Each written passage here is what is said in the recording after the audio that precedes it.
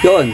Well, what's up guys? Welcome to my channel, Magsinuklan. Well, ito na yung pinaghandaan natin. That's right! Well, alis na tayo. Papunta tayong Monte Maria. Kaya, samahan nyo ako. Okay?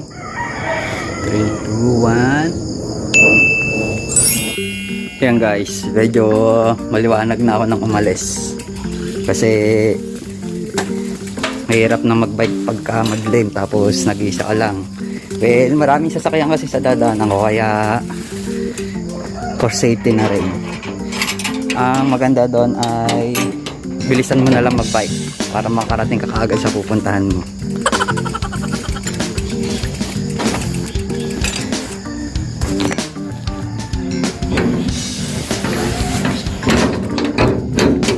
Then, this is my outfit. Gamit ko na yung camelback ko. Wow!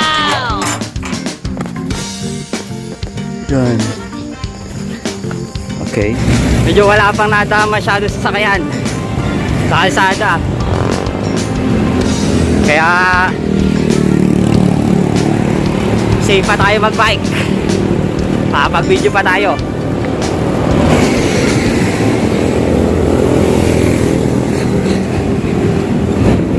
Well, update ko kayo mamaya kasi bibilis ako magbike. A few minutes later. Well, what's up guys? Nandito na ako sa Lipa. Well, mag-stop over lang ako ng konti dito kasi kakabit ko na yung cellphone ko sa accessories. Kakabit ko sa accessories para mas maganda yung kuha ng video natin pagka nagra-ride tayo. Well, ito na, SM na to. Konti pa lang yung mga sasakyan, no? Kaya masarap pa magbike. Dito na ako sa SM Lipa.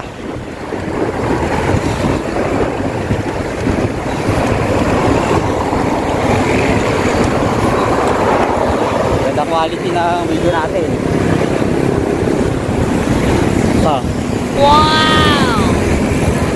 then kakabit ko lang yung accessories ko para maganda yung cellphone pagkuha natin.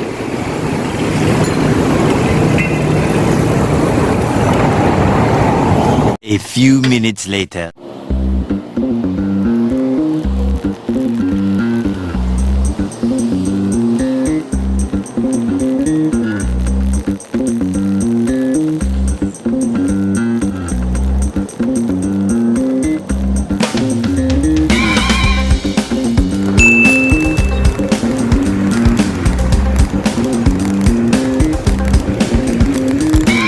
Well, pagka nakalampas ka na sa Lipa, medyo smooth na ang daan dito sa papuntang Batangas City. Kasi maluwag kalsada, then smooth pa yung daan. Bawi lang, ahon, lusong, kaya okay na okay yung ride mo. Pag hindi pa mainit. Kasi pag mainit na, nakakapagod na. Ito, makita ko yung daan sa inyo.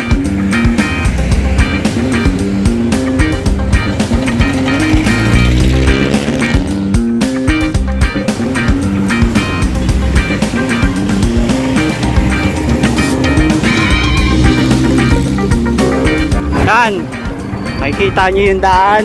Well, malawak siya. Walang masyado na daan kasi ewan ko, titipid sa gasolina siguro yung mga tao. Well, medyo bibilis na natin magbike kasi abutin tayo ng tirik na araw. Well, update ko na lang kayo pag nasa Balagtas na ako. 1 hour later.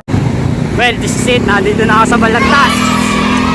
Well, ito na yung struggle ko kasi pagpapuntang Lugo, puro paahon yun. Well, mag-i-stop over ako sa SM Batangas. Kaya update ko kayo. Madami sasakyan kasi dito.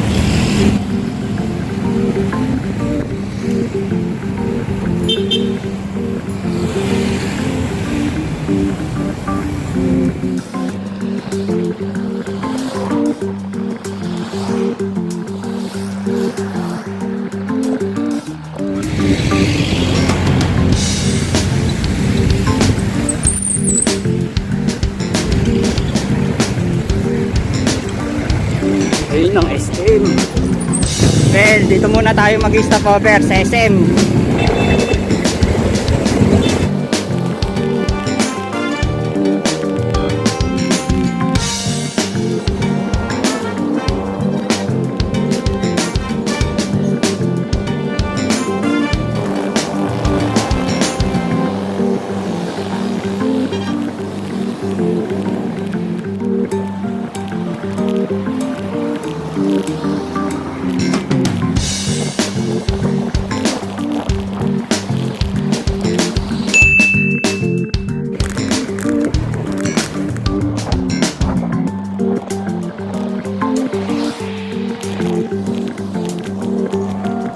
Relax lang.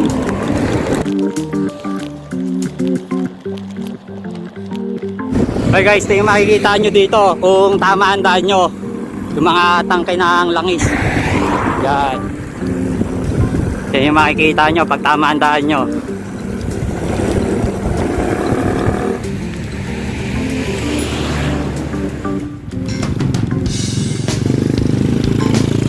Medyo bundok ang dadaanan natin kasi paakyat yung destination natin, kaya sorry yung bibilisan natin ako kasi bihira yung nadaan na sasakyan dito.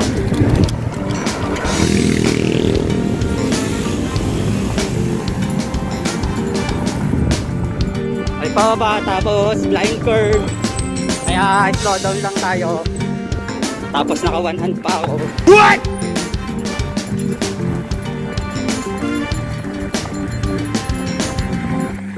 Then babawi na yan, pahon. What?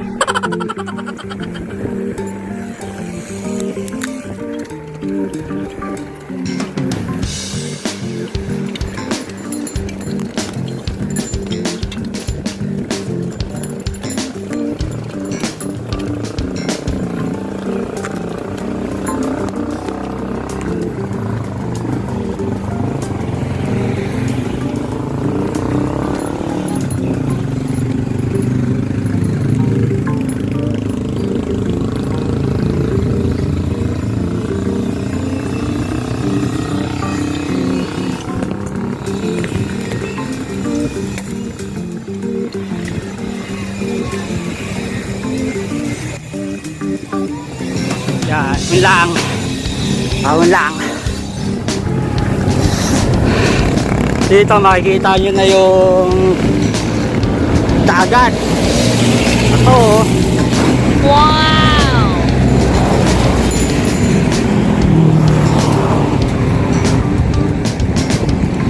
Ito kasi yan.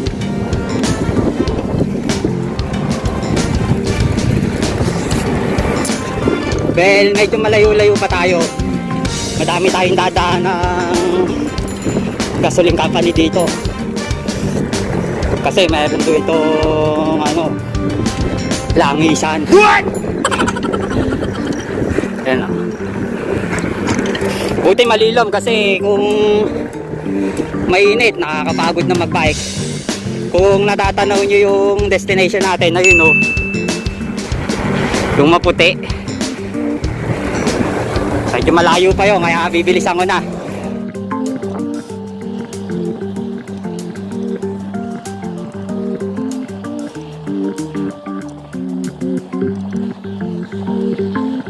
Guys, ito na yung pinunta natin dito. Yung pahirap natin sa buhay. Ito na yung daan.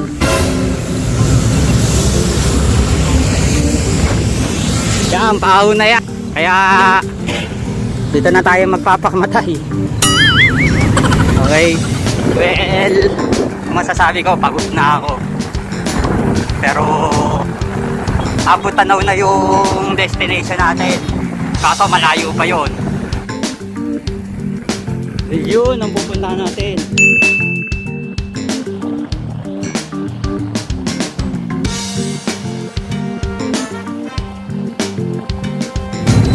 Well, medyo malayo pa tayo pero nakikita na natin yung pupuntahan natin. Hindi tayo naliligaw kaya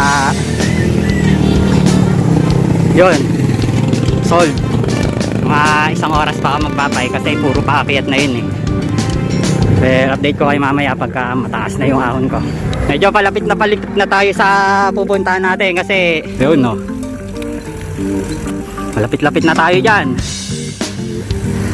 Handaan natin, puro pakyat na.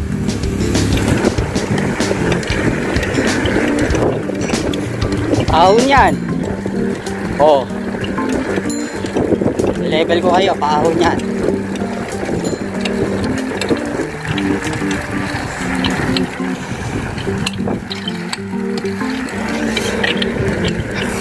Lapit na tayo. Grabe. Taas na to.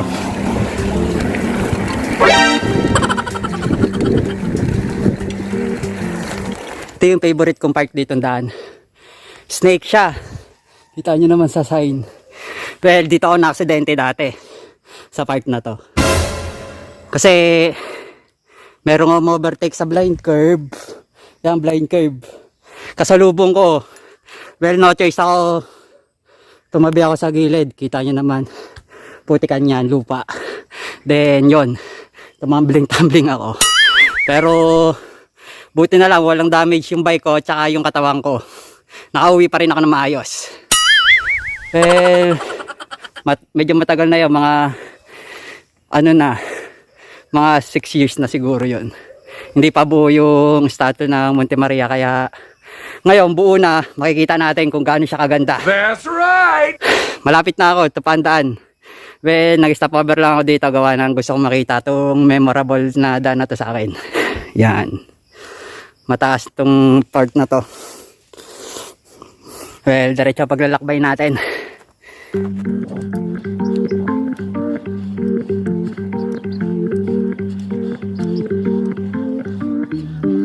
Pag nakalampas ako sa daan na to, malapit na ako. Ito. Yan.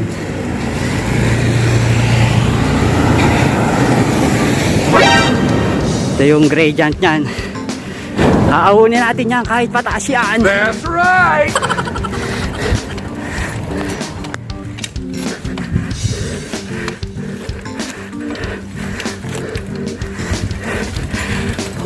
Tatayin natin ang daan syempre. What?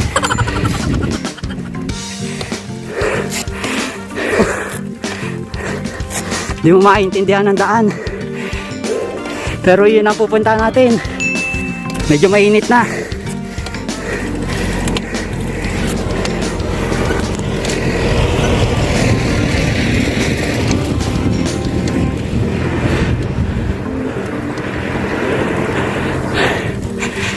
A few moments later.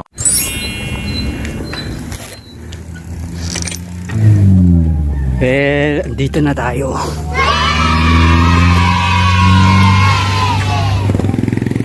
Yun, this is it. Nandito na tayo sa location natin, sa Monte Maria. Well, may oras pala sila. Alas 9 sila nagbubukas sa mga tourist. Kaya, eto. Papasok na tayo. Babike na lang tayo. O tutulak natin para mas maganda yung ambience. Yan.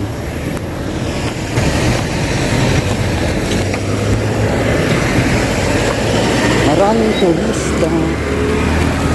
May mga nakabike din papunta dito. Tulad nung nasa likod ko. Mga nauna sila sa akin. Hindi ko alam kung anong oras sila dumating dito. Pero naghintay pa rin sila ng alas 9 para makapasok. Yan.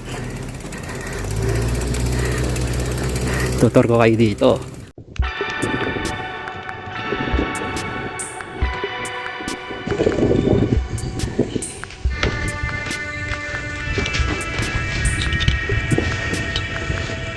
Yeah boy, this is it. Andito na tayo. That's right! Gamit ang bike na to.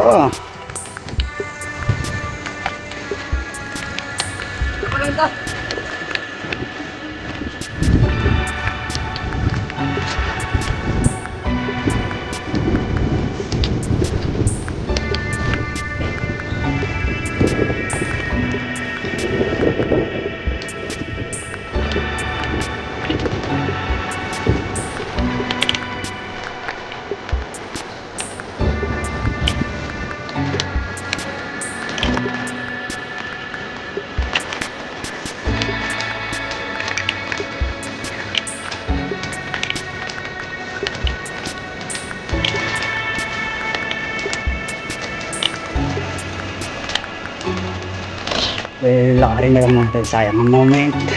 That's right. So,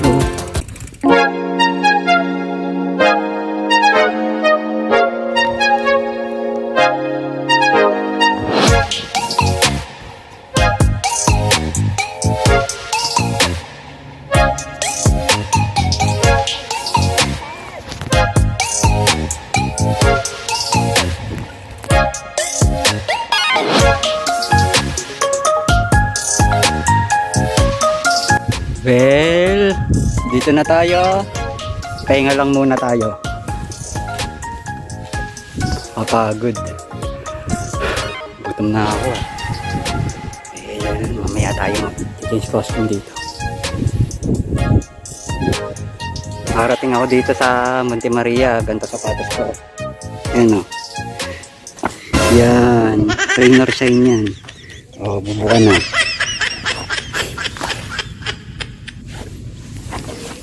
Yung sapatos ko. A few minutes later. Pero may nakilala tayong rider dito nag-Philippine Loop. Sige. Tay, ano pong pangalan nyo, Tay? Eric. Sige. Sige po, Bye. ingat po sa inyo. Well, galing pa siyang Caloocan tapos ang dami na niyang pinuntahan ngayon. 3 days na siya nagbabike. Well, yun. Yun, nakilala natin bagong kaibigan. Nag-add ko na lang sa Facebook. Well, pahinga lang tayo. Then, nasa na yung pang energy booster ko. Energy booster ako dito eh. Chocolate. What? Then, pang palakas din ng ano to. Nakakagutom dito.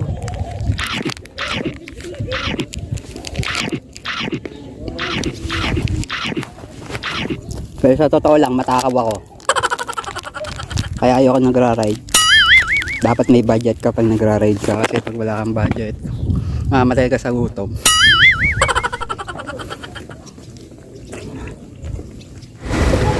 Well, yung makikita nyo dito sa Monte Maria to. Yan, harap natin.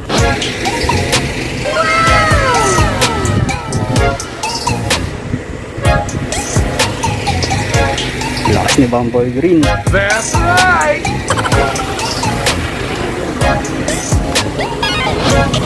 Yan. Well, medyo malamig-lamig pa. Pero mga 10 uuwi na ako.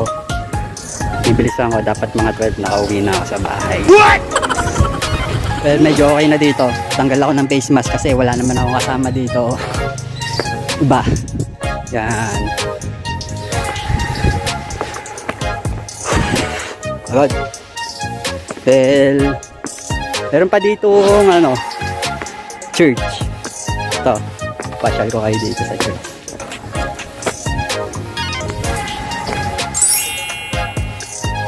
Well, papasok tayo sa church nila.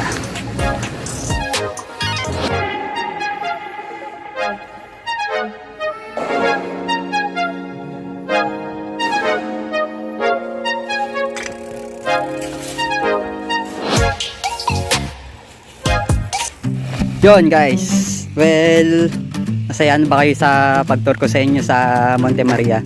Well, mainit, then yun, maganda yung view, kaya try nyo pumunta dito kung kaya nyo nakabike. Pero open na siya ngayon sa mga tourist kasi medyo maluwag na ngayon, hindi na katulad ng pandemic, sarado siya. Ito,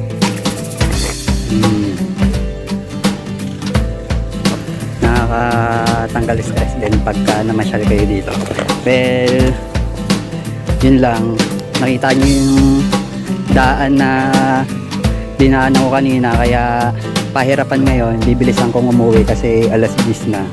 Umalis ako sa bahay ng 5:30, then dumating ako dito ng 8:30 kasi naghintay pa ako ng alas 9 bago pa makapasok dito. Kaya yun, comment lang kayo kung ano yung na-experience nyo sa pagpapasyal ko sa inyo. Well, hanggang dito na lang, and kinaya ni Bumble Green. Ito si Bumble Green yung bike ko. Then, hanggang dito na lang. Don't forget talagang subscribe my channel, Maxine Noclan, and thank you.